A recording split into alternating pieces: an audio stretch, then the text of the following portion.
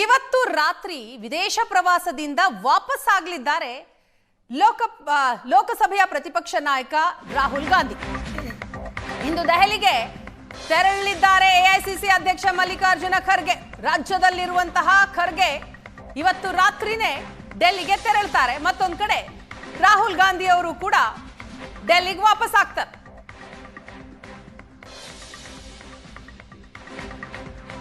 ಅಧಿಕಾರ ಹಂಚಿಕೆ ಬಿಕ್ಕಟ್ಟಿನ ಬಗ್ಗೆ ನಾಳೆ ದೆಹಲಿಯಲ್ಲಿ ಮಹತ್ವದ ಸಭೆ ನಡೆಯಲಿದೆ.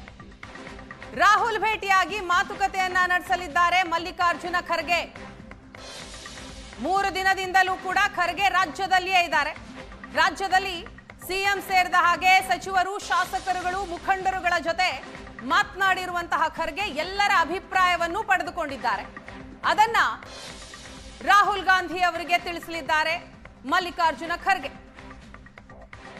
ಈಗಾಗಲೇ ಡಿಕೆಶಿ, ಸಿದ್ದರಾಮಯ್ಯ ಜೊತೆ ಮಾತುಕತೆ ನಡೆಸಿದ್ದಾರೆ. ರಾಹುಲ್ ಜೊತೆ ಚರ್ಚೆ ಮಾಡಿದ ನಂತರ ಮುಂದಿನ ನಿರ್ಧಾರ ಅಂತ ಖರ್ಗೆ ಅವರು ಹೇಳಿದ್ದಾರೆ. ಅಧಿಕಾರ ಹಂಚಿಕೆಗೆ ಡಿಕೆ ಶಿವಕುಮಾರ್ ಹಠ ಹಿಡಿದಿದ್ದಾರೆ. ಈ ಬಗ್ಗೆ ಡೀಟೇಲ್ಸ್ ಕೊಡ್ತಾರೆ ನಮ್ಮ ಪ್ರತಿನಿಧಿ ಮಾರುತೇಶ್, ಈಗ ಸಂಪರ್ಕದಲ್ಲಿದ್ದಾರೆ. ಮಾರುತೇಶ್, ಸೊ ಇವತ್ತೇ ರಾಹುಲ್ ಗಾಂಧಿ ವಿದೇಶದಿಂದ ವಾಪಸ್ ಆಗ್ತಾ ಇದ್ದಾರೆ. ಸೊ ನಾಳೆ ಖರ್ಗೆ ಅವರ ಭೇಟಿ.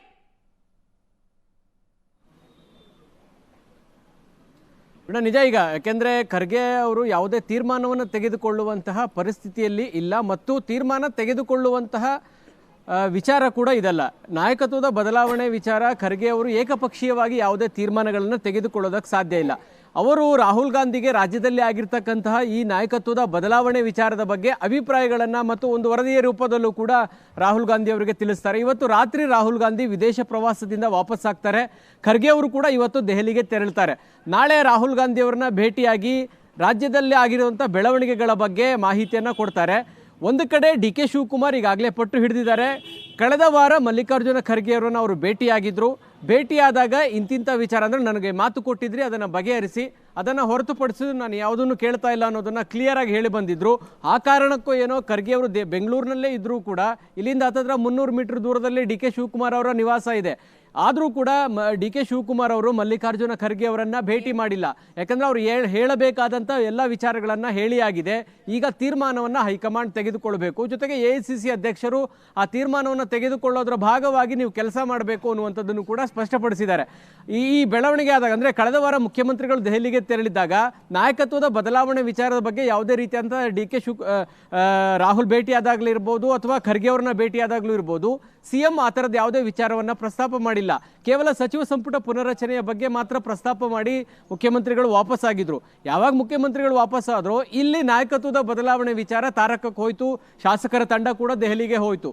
ಸೊ ಹೀಗಾಗಿ ನಿನ್ನೆ ಭೇಟಿಯಾದಂಥ ಸಂದರ್ಭದಲ್ಲೂ ಅಂದರೆ ಖರ್ಗೆ ಅವರು ಮೊನ್ನೆ ಭೇಟಿಯಾದಂಥ ಸಂದರ್ಭದಲ್ಲೂ ಮುಖ್ಯಮಂತ್ರಿಗಳ ಅಭಿಪ್ರಾಯವನ್ನು ತೆಗೆದುಕೊಂಡಿದ್ದಾರೆ. ಈ ವಿಚಾರದಲ್ಲಿ ತಮ್ಮ ನಿಲುವು ಏನು ಅನ್ನೋದನ್ನು ಕೂಡ ಸ್ವೀಕಾರ ಮಾಡಿದ್ದಾರೆ ಮತ್ತು ಆ ಅಭಿಪ್ರಾಯವನ್ನು ಕೂಡ ಆಲಿಸಿದ್ದಾರೆ. ಅಂತಿಮವಾಗಿ ರಾಹುಲ್ ಗಾಂಧಿ ಅವರಿಗೆ ಇಲ್ಲಿ ಆಗಿರುವಂಥ ಬೆಳವಣಿಗೆಗಳ ಬಗ್ಗೆ ಡಿ ಕೆ ಶಿವಕುಮಾರ್ ಪರವಾಗಿ ಯಾವ ರೀತಿಯಾದಂಥ ಪರಿಸ್ಥಿತಿ ಇದೆ, ಸಿದ್ದರಾಮಯ್ಯನವರು ಕಂಟಿನ್ಯೂ ಆಗಬೇಕು ಅನ್ನುವಂಥ ವಿಚಾರದಲ್ಲಿ ಯಾವೆಲ್ಲ ಅಭಿಪ್ರಾಯಗಳಿದ್ದಾವೆ ಅನ್ನುವಂಥದ್ದನ್ನು ರಾಹುಲ್ ಗಾಂಧಿ ಅವರಿಗೆ ತಿಳಿಸ್ತಾರೆ. ಅಂತಿಮವಾಗಿ ಹೈಕಮಾಂಡ್ ನಾಯಕರು ಯಾವ ತೀರ್ಮಾನವನ್ನು ತೆಗೆದುಕೊಳ್ತಾರೆ ಅನ್ನೋದು ಬಹಳ ಮುಖ್ಯ. ಹಾಗಾಗಿ ಇವತ್ತು ರಾಹುಲ್ ಗಾಂಧಿ ವಾಪಸ್ ಆಗೋದ್ರಿಂದ ಇವತ್ತೇ ಮಲ್ಲಿಕಾರ್ಜುನ ಖರ್ಗೆ ಅವರು ದೆಹಲಿಗೆ ಹೋಗ್ತಿದ್ದಾರೆ.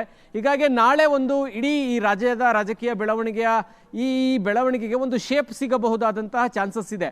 ಇಬ್ಬರನ್ನು ಕರೆಸಿ ನಾವು ಮಾತನಾಡೋಣ ಅನ್ನುವಂಥ ತೀರ್ಮಾನವನ್ನು ರಾಹುಲ್ ಗಾಂಧಿ ಏನಾದರೂ ತೆಗೆದುಕೊಳ್ತಾರಾ? ಯಾಕಂದರೆ ಇನ್ನು ಪ್ರಿಯಾಂಕಾ ಗಾಂಧಿ ಅವರು ವಿದೇಶ ಪ್ರವಾಸದಲ್ಲಿದ್ದಾರೆ. 28, 29ನೇ ತಾರೀಕು ಅವರು ವಾಪಸ್ ಬರ್ತಾರೆ ಅನ್ನುವಂಥದ್ದಿದೆ. ಅವರು ಕೂಡ ಈ ಬದಲಾವಣೆ ವಿಚಾರಕ್ಕೆ ಸಂಬಂಧಪಟ್ಟಾಗೆ ಆ ಸಭೆಯಲ್ಲಿ ಅವರು ಕೂಡ ಉಪಸ್ಥಿತರಿರಬೇಕು ಅನ್ನುವಂಥದ್ದಿದೆ. ಹಾಗಾಗಿ ಅಲ್ಲಿಯ ತನಕ ಏನಾದರೂ ಕಾಯ್ತಾರ ಅಥವಾ ಇಂಥ ತಾರೀಕು ನೀವು ಇಬ್ಬರನ್ನು ಕರೆದು ಮಾತನಾಡ್ತೀವಿ ಅನ್ನುವಂಥ ಮೆಸೇಜನ್ನು ಸಿಎಂ DCMಗೆ ಏನಾದರೂ ಹೈಕಮಾಂಡ್ನಿಂದ ಬರುತ್ತಾ? ಒಂದು ಶೇಪ್ ಸಿಗಬಹುದಾದಂತಹ ಸಾಧ್ಯತೆ ಇದೆ ನಾಳೆ. Veena, thank you Maruthesh.